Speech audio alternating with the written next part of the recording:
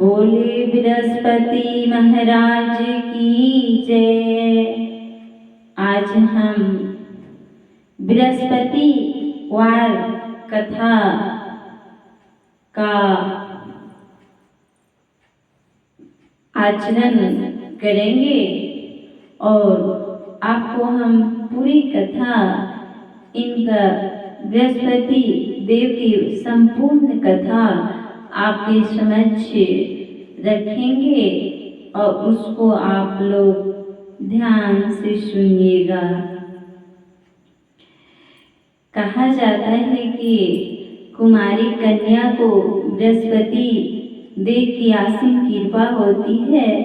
जो कन्या बृहस्पतिवार को बृहस्पति देव की विष्णु भगवान की पूजा करते हैं उनकी संपूर्ण मनोकामना पूर्ण होती है।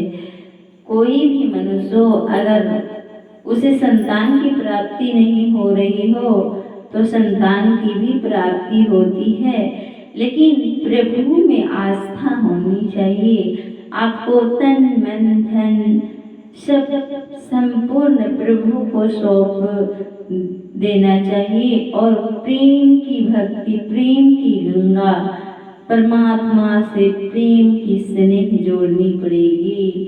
और बृहस्पति देव के व्रत करने से ये सारे फल आपको मिलते हैं, हमें मिलते हैं। बोलिए बृहस्पति भगवान की जय। आपको हम बृहस्पति व्रत कथा की महत्व बताते हैं। व्रत का महत्व, पहला है व्रत का महत्व। हमारी कथा यहीं से आरंभ होती है, ध्यान से सुनिएगा। संपूर्ण कथा सुनना इस जग में क्या तीनों लोकों में महान है। कथा को बीच में नहीं छोड़ना चाहिए, इसलिए संपूर्ण कथा सुनिए। देखना जरूरी नहीं है पर सुनना बहुत जरूरी है। सुनने मात्र से हमारे बृहस्पति देव बहुत खुश हो जाते हैं। व्रत का महत्व, भगवान बृहस्पति देव की पूजा अर्चना के लिए बृहस्पतिवार को व्रत करके बृहस्पतिवार की व्रत कथा को पढ़ने अथवा किसी दूसरे स्त्री पुरुष द्वारा सुनने की प्राचीन परंपरा है। अगर आप पढ़े लिखे हैं तो खुद से पढ़ सकते हैं।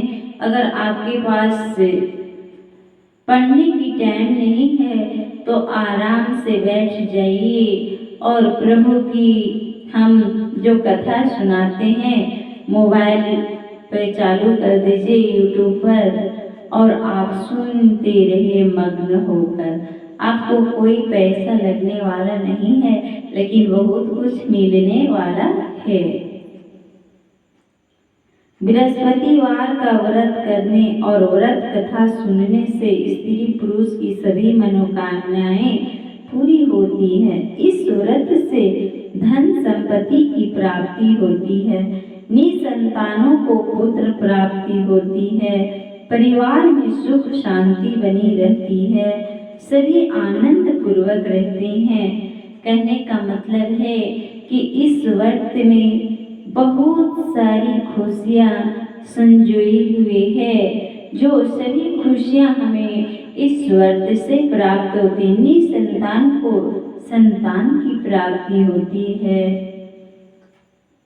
व्रत करने की विधि, बृहस्पतिवार को सूर्योदय से पहले उठकर स्नान दी से निवृत्त होकर भगवान बृहस्पति देव का स्मरण करते हुए व्रत का आरंभ करना चाहिए। सूर्योदय से पहले हमें स्नान करना है और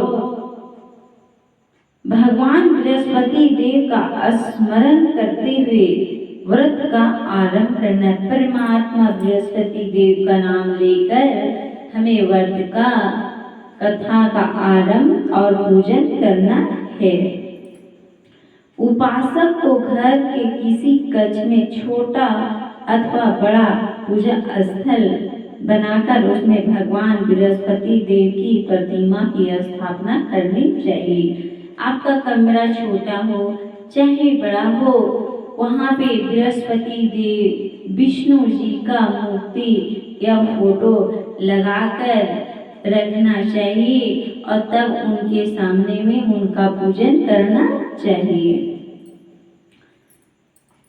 घर के समीप किसी मंदिर में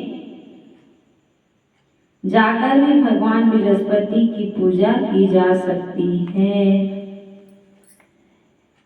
कहना है कि अगर आपको घर में संभव नहीं है तो कोई मंदिर में भी जाकर कथा का श्रवण कर सकते हैं, पूजा कर सकते हैं। भगवान बृहस्पति देव पीले रंग के पुष्प और पूजा के लिए पीले रंग की सामग्री को विशेष रूप से पसंद करते हैं।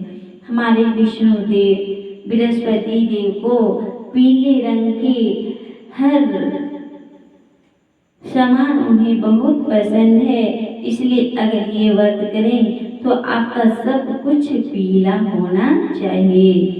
वस्त्र पीला होना चाहिए, फल पीला होना चाहिए,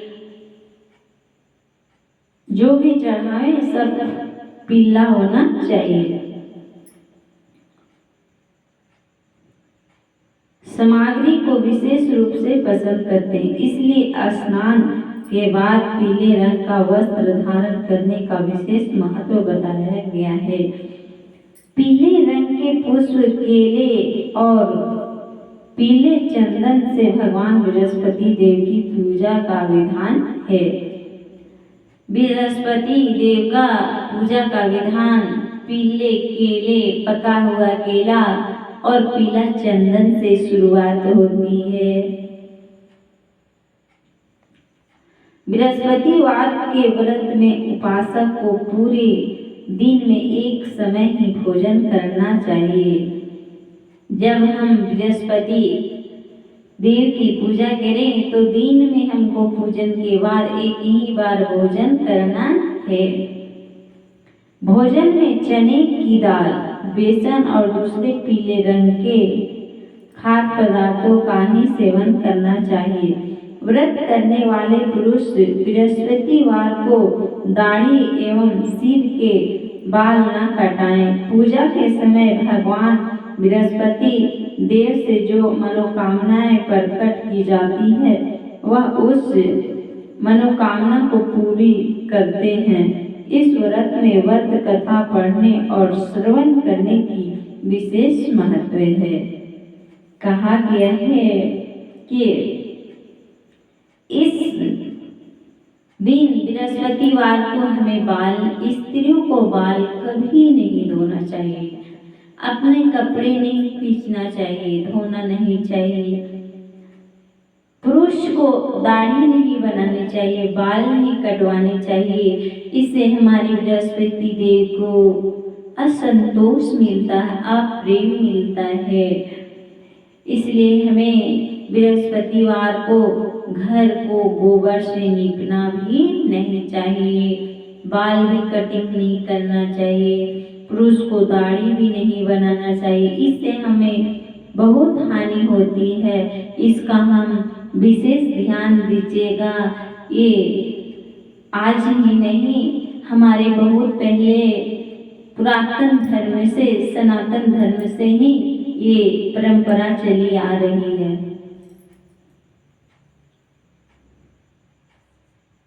और इस कथा को जो सुनते हैं और जो सुनाते हैं उनको बहुत आनंद मिलता है, बहुत सुख की प्राप्ति होती है, उनके जीवन में कभी भी कष्ट नहीं होती है।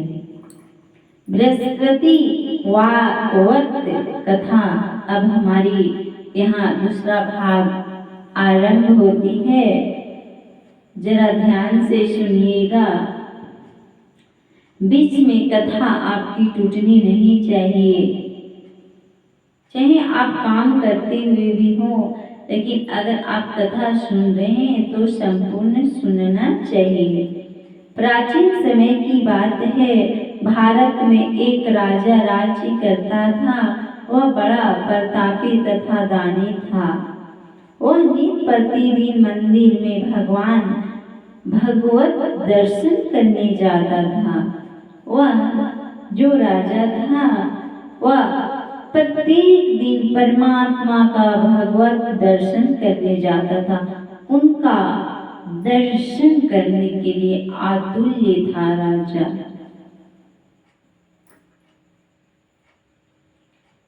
वह ब्राह्मण और गुरु की सेवा किया करता था। उसके द्वार से कोई भी याचक निराश होकर नहीं लौटता था। जब उनके द्वार पर कोई भी जाता था तो निराश होकर वापस नहीं होता था। वह प्रत्येक गुरुवार को व्रत रखता और पूजन करता था। हर दिन गरीबों की सहायता करता था।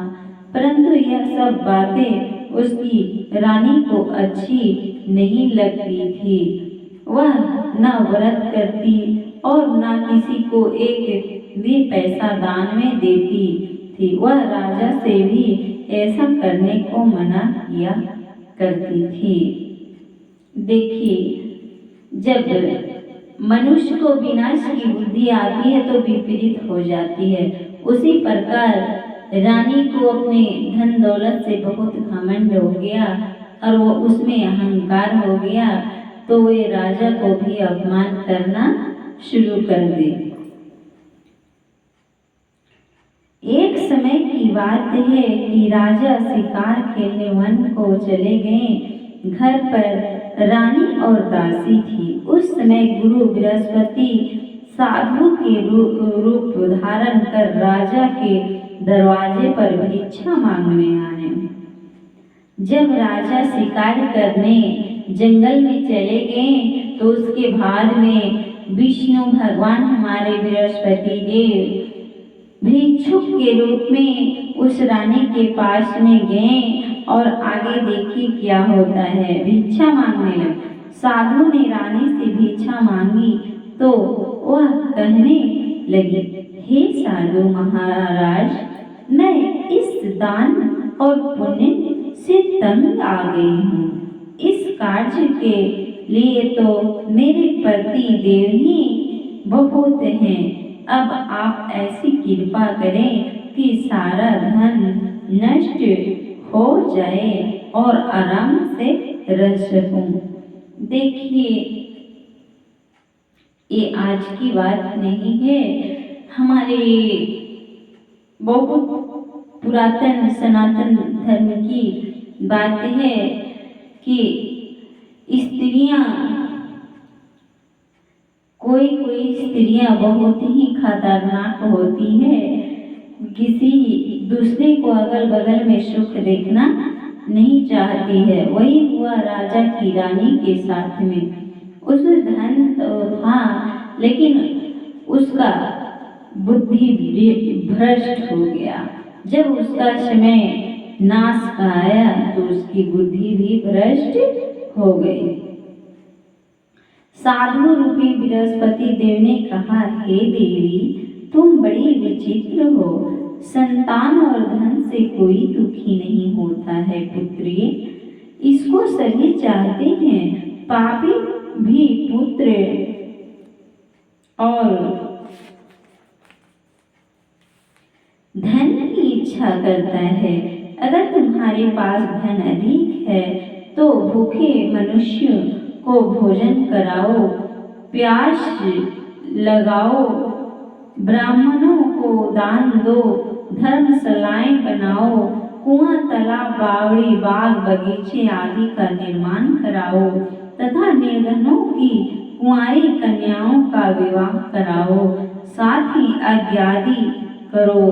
इस प्रकार के कर्मों से आपको कुल का और आपका नाम परलोक में सार्थक होगा एवं स्वर्ग की प्राप्ति होगी। परंतु रानी साधु की इन बातों से खुश नहीं हुई। देखिए, जब हमारा मन खराब हो जाता है तो परमात्मा भी हमारे मन को और खराब कर देते हैं, और हम जो अच्छा करना चाहिए वो हम नहीं करते, और जो हमें अच्छा बुरा करना चाहिए वही हम बुरा कर जाते हैं। इसलिए सभी भक्तों से निवेदन है कि अगर परमात्मा दिए हैं तो एक दूसरे का सहयोग करें और कंधे से कंधे मिलाकर सहयोग करें, और सहयोग लेने वाले को ही सहयोग दें। अहंकारी पुरुष को सहयोग देने से आपका कोई लाभ नहीं होगा।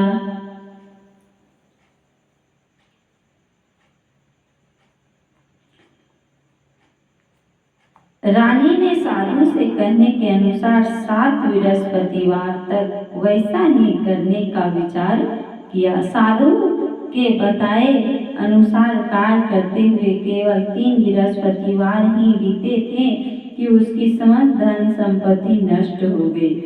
भोजन के लिए दोनों समय परिवार तरसने लगा तथा संसारिक भोगों से दुखी रहने लगा। तब वह राजा रानी से कहने लगा कि हे रानी, तुम यहाँ पर रहो, मैं दूसरे देश को जाता हूँ, क्योंकि यहाँ पर मुझे सभी मनुष्य जानते हैं, इसलिए मैं यहाँ कोई कार्य नहीं कर सकता। मैं अब परदेश जा रहा हूँ, वहाँ कोई काम धंधा करूँगा, शायद हमारे भाग्य बदल जाए। ऐसा कहकर राजा परदेश चला गया। वह वहाँ जंगल से लकड़ी काट कर लाता और शहर में बेचता। इस प्रकार जीवन व्यतीत करने लगा। देखिए, रानी और राजा की दशा खराब करने वाली नारी की ठहरी। कोई कोई नारी ब्रह्मचारिणी होती है और नहीं तो कोई कोई नारी दुर्भाग्य को भाग्य में बदल देती है और कोई भाग्य को दुर्भाग्य में बदल देती है। राजा की रानी ऐसा ही थी कि भाग्यशाली राजा को दुर्भाग्य में बदल दिया और जिंदगी को नरक बना लिया। इधर राजा के बिना रानी और दासियों दुखी रहने लगी। राजा के बिना रानी और उसके दासी दुखी रहने लगे। किसी दिन भोजन मिलता और किसी दिन जल पीकर ही रह जाती। एक समय रानी और दासियों को 7 दिन बिना भोजन के व्यतीत करने पड़े। तो रानी ने अपनी दासी से कहा, हे दासी, यहाँ पास ही के नगर में मेरी बहन रहती है, वहाँ बड़ी धनवान है, तो उसके पास जा और वहाँ से 5 सेर चावल मांग कर ले आ, जिससे कुछ समय के लिए गुजर हो जाएगा। रानी बोली कि पास में ही हमारी बहन रहती है, जाओ दासी, तुम 5 सेर चावल लाओ, उससे हमारी गुजर बसर होगी। दासी रानी की बहन के पास गई। रानी की बहन उस समय पूजा कर रही थी। बृहस्पतिवार का दिन था। दासी ने रानी की बहन से कहा, हे रानी, मुझे आपकी बहन ने भेजा है, मुझे 5 सेर चावल दे दो। दासी ने यह बात अनेक बार कही, परंतु रानी की बहन ने कोई उत्तर नहीं दिया, क्योंकि वह उस समय बृहस्पतिवार की कथा सुन रही थी। रानी की बहन इसलिए उत्तर नहीं दी कि वह बृहस्पति देव की कथा का श्रवण मन से कर रही थी। जब दासी को रानी की बहन से कोई उत्तर नहीं मिला तो वह बहुत दुखी हुई। उसे क्रोध भी आया। वह लौटकर वो रानी से बोली, हे रानी, आपकी बहन बहुत ही घमंडी है, वह छोटे लोगों से बात भी नहीं करती।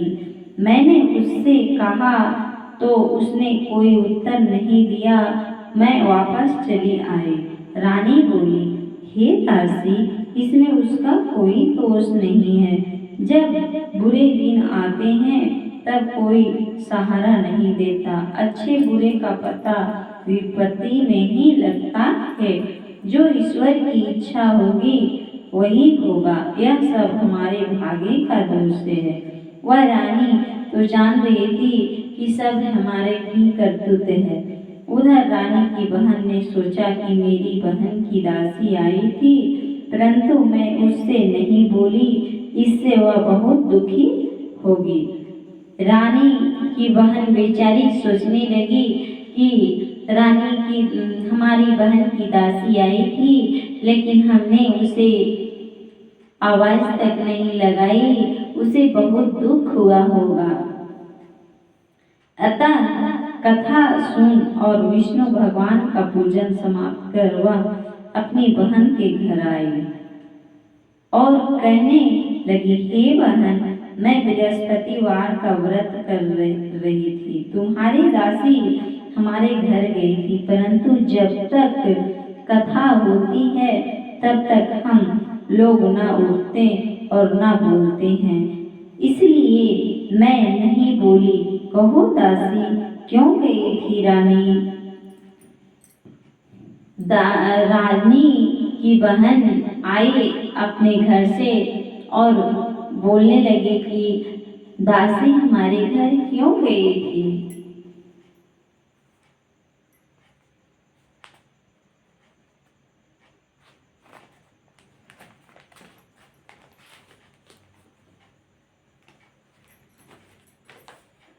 बोली, बहन, हमारे घर अनाज नहीं था।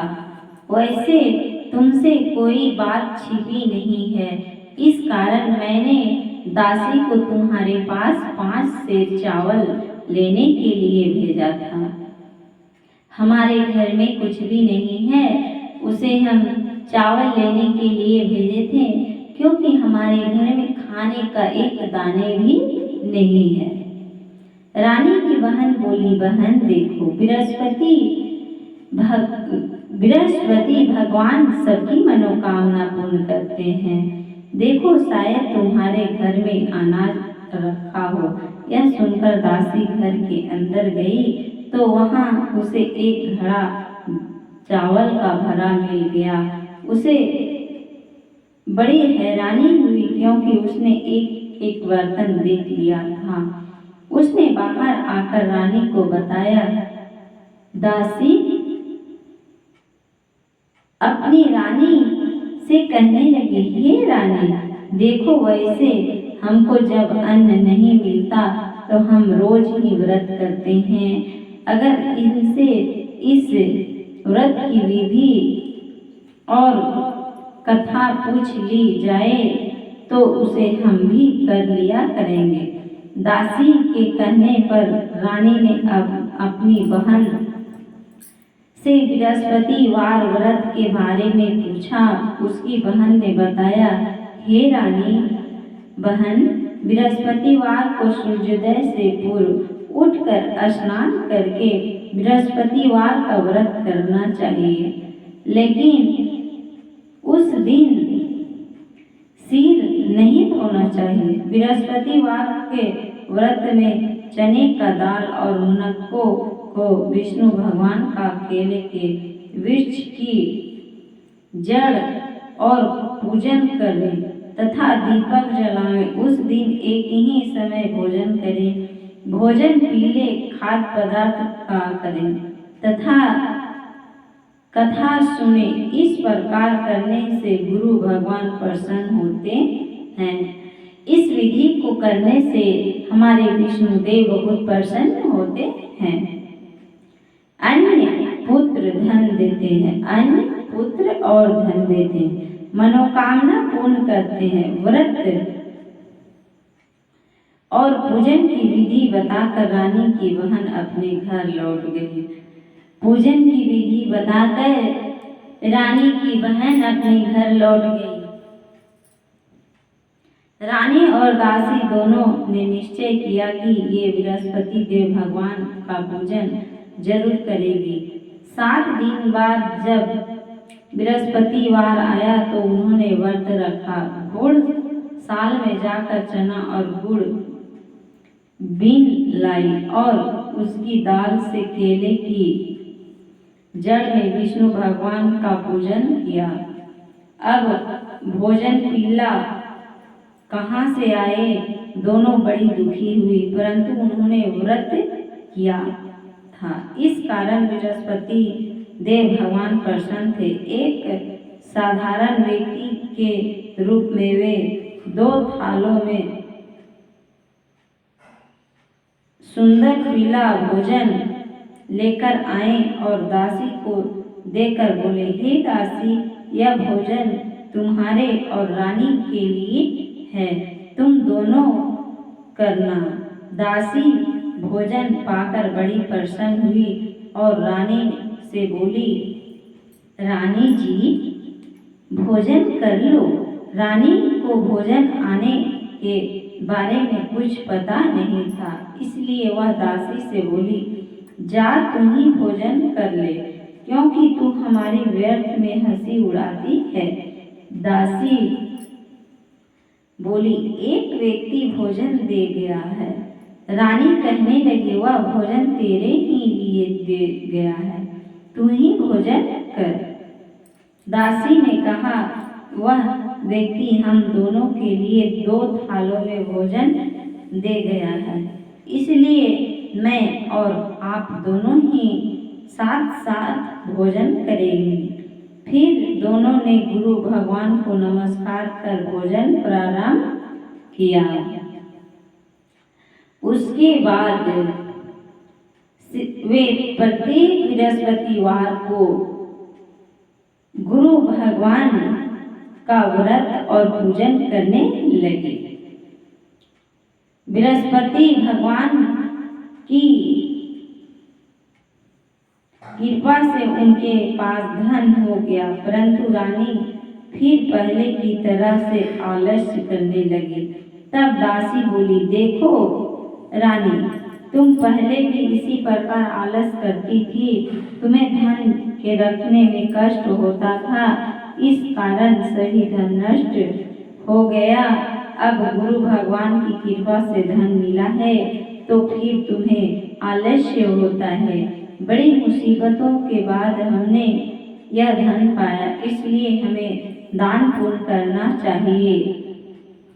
बहुत मुश्किल से धन मिला उसको, अब उसकी दासी को समझ में आ रहा है कि यह धन बहुत मुश्किल से मिला है। तब दासी बोली, देखो रानी, तुम पहले इस प्रकार आलस करती थी, तुम्हें धन के रखने का कष्ट होता था, इस कारण सभी धन नष्ट हो गया। अब गुरु भगवान की कृपा से धन मिला है तो फिर तुम्हें आलस्य होता है। बड़ी मुसीबतों के बाद हमने यह धन पाया, इसलिए हम दोनों पुण्य करना चाहिए। तुम भूखे मनुष्यों को भोजन कराओ, प्यास पानी पिलाओ, ब्राह्मणों को दान दो, कुआं तालाब बावड़ी आदि का निर्माण करवाओ, मंदिर पाठशाला बनवाकर दान दो, कुंवारी कन्याओं का विवाह करवाओ, धन को शुभ कर्मों में खर्च करो, जिससे तुम्हारे कुल का यश बढ़े और तथा स्वर्ग प्राप्त हो और पितृ प्रसन्न हो। दासी की बात मानकर रानी ने इसी प्रकार से कर्म करने के प्रारंभ किए, जिससे उनका काफी यश फैलने लगा। जब मनुष्य अच्छा काम करता है तो उसको यश मिलने लगती है। एक दिन रानी और दासी आपस में विचार करने लगी कि न जाने राजा किस दशा में होंगे, उनकी कोई खोज खबर नहीं है। गुरु भगवान से उन्होंने प्रार्थना की और भगवान ने रात्रि में राजा को स्वप्न में कहा, हे राजा, उठ, तेरी रानी तुझको याद करती है, अब अपने देश को लौट जा। राजा प्रातः उठकर जंगल से लकड़ियां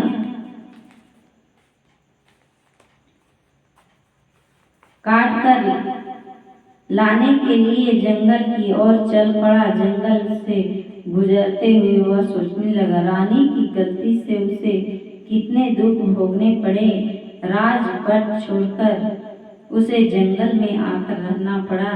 जंगल से लकड़ियां काटकर उन्हें बेचकर गुजारा करना पड़ा। उसी समय उस जंगल में बृहस्पति देव एक साधु के रूप में धारण कर आए और राजा के पास से आकर बोले, हे लकड़हारे, तुम इस सुनसान जंगल में किस चिंता में बैठे हो, मुझे बतलाओ। यह सुन राजा के नेत्रों में जल भर आया और साधु की वंदना कर बोला, हे प्रभु, आप सब कुछ जानने वाले हैं। इतना कहकर राजा ने साधु को अपनी संपूर्ण कहानी सुना दी। महात्मा दयालु होते हैं।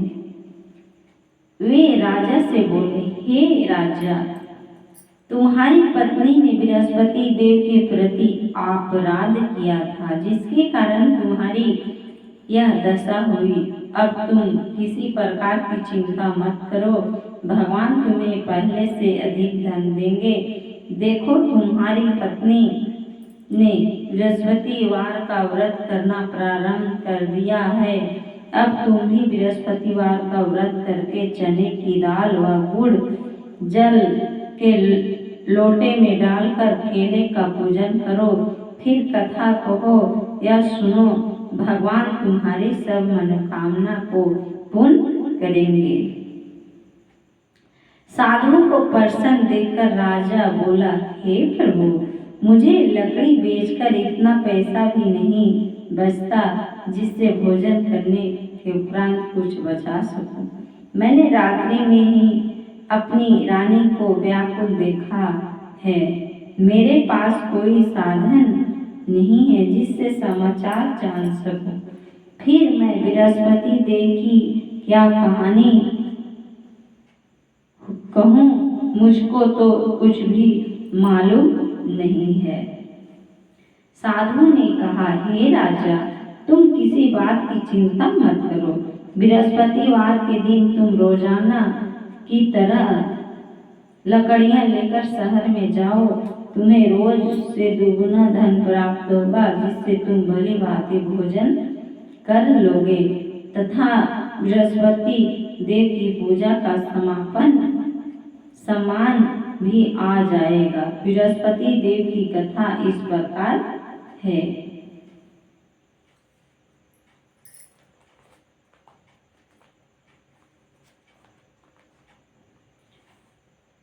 ये आपका पहला भाग बृहस्पति देव का था। अब बृहस्पति देव की कथा।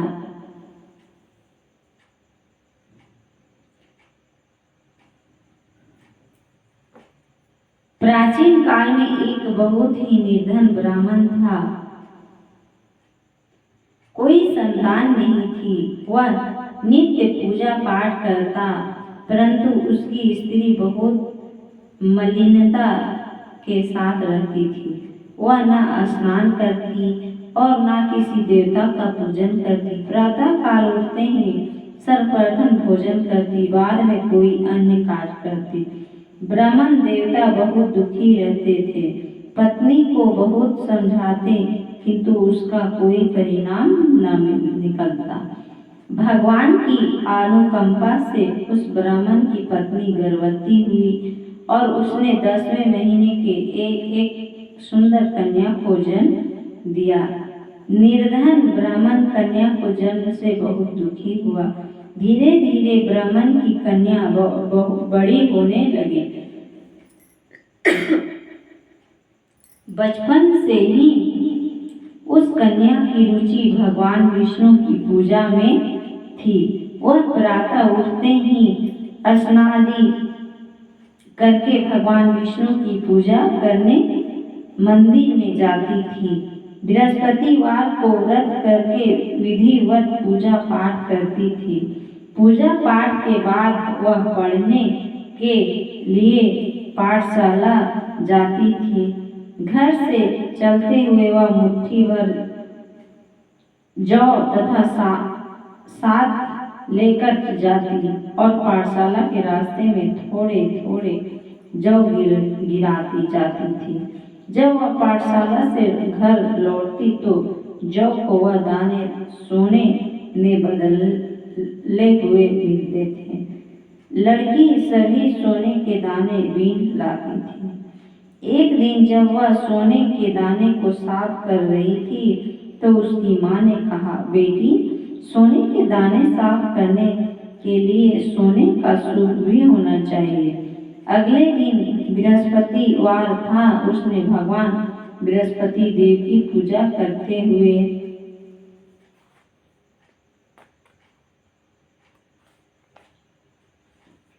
प्रार्थना की, हे भगवान, यदि मैंने आपका व्रत विधि पूर्वक किया है हो तो मुझे सोने का सूप दो।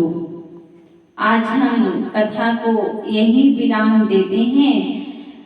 अगर हमारी कथा अच्छा लगी, परमात्मा की कथा हमारी कथा नहीं है, ये परमात्मा की कथा है। अगर अच्छी लगी तो हमारे वीडियो को सब्सक्राइब लाइक जरूर करें ताकि हम आगे की कथा आपको सुना सके। बोलिए बृहस्पति देव की जय।